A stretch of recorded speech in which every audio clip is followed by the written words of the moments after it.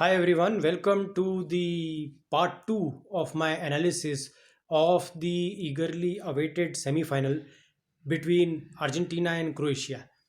Now, in this video, I'm going to speak to you about the prospects of Argentina in this match. I think Argentina as a team has come a long way in this tournament and it has evolved and improved over the course of the tournament. You see, after the first match, when they lost against Saudis, this team was like slandered, ridiculed by the critics, and got a lot of criticism. It was slandered by the critics. It was almost written off by most of the experts and so-called pundits, and even the loyal supporters, even the loyal hardcore Argentina supporters, including yours truly. We all doubted the ability of this team, but they have improved and they have come a long way, and here they are at the semi-final stage, just two steps away from glory. So I think they have evolved over the course of the tournament.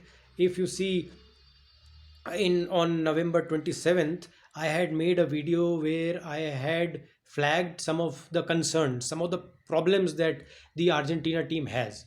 I had particularly said that this team is too much dependent on Lionel Messi, too much dependent on Lionel Messi. You see, they want him to create the chances and also go and score the goal. Now that may happen once in a while, but that does not happen in every game. So, what was required was that other people take responsibilities. Other people raise their hands and say, "Okay, I'm going to get the goals for the team. Let Leo play his natural game." And that is exactly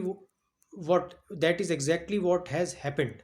You see, if you look at McAllister, Enzo Fernandez, then Alvarez, and in the last match Molina, they have taken the responsibility and they have come up with the goals. Now this gives Messi the freedom to play deep, to go back and play deep, find some space, and create chances for others to score. But when Messi gets the space, Argentina becomes doubly dangerous. And not only this attacking players, even the defenders and the goalie, they have come to the party and they have peaked at the right time. If you take the example of Nicolas Otamendi in the Netherlands game, you must have seen that after the first goal was scored by Netherlands, they started to play direct football, aerial football right into the penalty area of Argentina, and the Argentina defense was in a spot of bother. Here, Otamendi had a massive match. Had a massive match and kept the Netherlands players at bay. And had he not played really well, I think Argentina could also have lost, considered a third goal inside the 90 minutes, inside the injury time, let's say. So even Otamendi, then you see DePaul, spirited performer, very full of running, hard-working player. How he chased down, harassed the goalkeeper and defender of Australia, and ensured that Alvarez scored that goal. It was a creation of DePaul. Even without Di Maria, who is out injured, the Argentina players, they have played really well. And of course, what to say about Emi Martinez, that goalkeeper, two splendid world class saves he did against the Netherlands.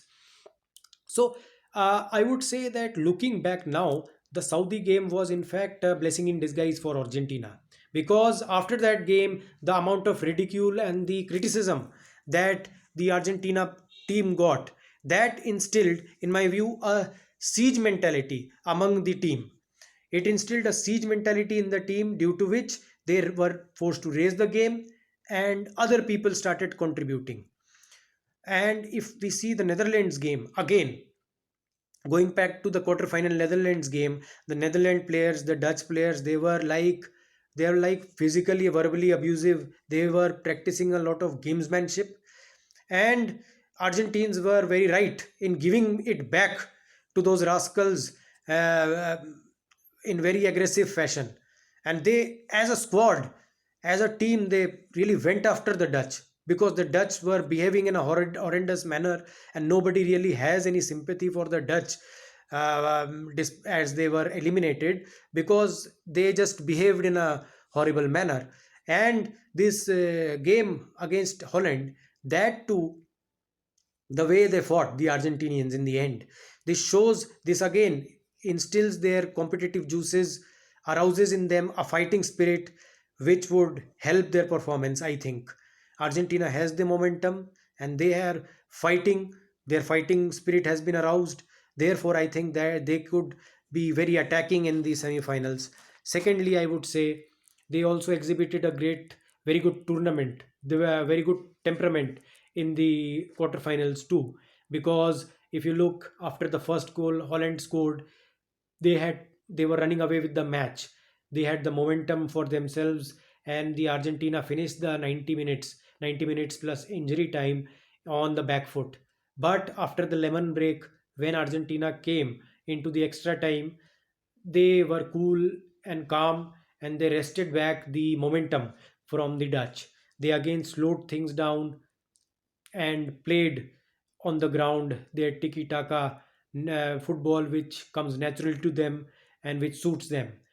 So, um, when Dutch had somehow equalized, their supporters, including me, we were very worried that the Dutch have the momentum, they have the upper hand, and they may actually win. But Argentina, the way they played in the extra time, they showed a lot of composure and showed a lot of self belief. That is why I would say number one, Argentina team, people have raised their hands and they are coming to the party at the right time. They are peaking at the right time. Argentina, they have the momentum. Argentina know how to fight, and Argentina, they have the temperament.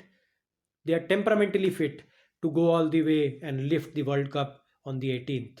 So these were some of the positives that I have to say about Argentina. Now coming to the prediction part. Now this the prediction in this match is not going to be easy. Both are very good teams. I respect both of these teams very much. Now my head says that Croatia could also win, but the heart is with Argentina, and I'll tell you why.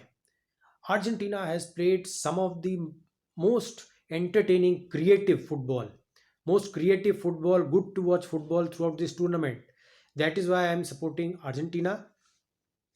Apart from Brazil and to an extent Portugal, it is Argentina which has played very good to watch football. So it would be poetic justice if they win, if they lift the cup, right? It would be poetic justice, and it would be an example for the world that by playing creative football, entertaining football, you can win. You don't have to be defensive, you don't have to be cynical, you don't have to indulge in gamesmanship to win in football or in life.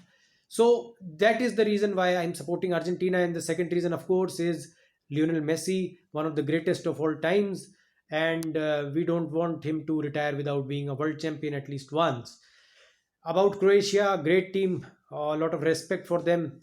They see themselves as a world power and they have behaved like a world power. They have played, they are lion hearted people.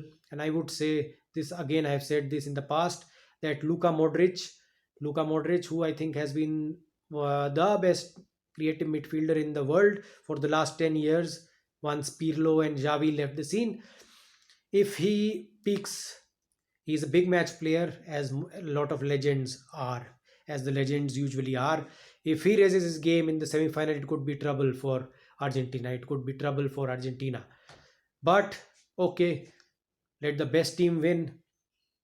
Best wishes to both of them, and thank you for watching.